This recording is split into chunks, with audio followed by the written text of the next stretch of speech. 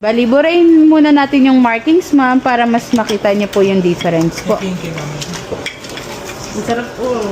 Mas komportable, ma'am. Yan, mama. Isang oras ngayon sa bahay, walang hubaran. Pwede mo habaan, huwag mo lang iiksiyan. Basta isang oras minimum. Bukas gawin mo 2 oras minimum. Yung pahanggang sa mano. Pero pwede mo na siyang gamitin tanggal kabit na parang parang reading glass. Basta maglaan ka lang na 1 oras sa dire-diretso.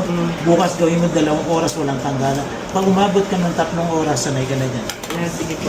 Tanggalin natin, ma'am, yung markings po. Kung 40 years old pataas ka na at nahihirapan ka na magbasa sa malapit, mag-comment ng kita sa comment section. At ibibigay namin ang details para sa libreng reading eyeglass at paano kayo makakakuha ng 950 pesos discount para sa progressive eyeglass.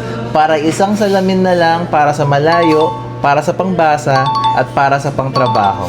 Nandito kami sa Quiapo, Manila, Carriedo Center Building, 2nd floor stall number B10 to B11.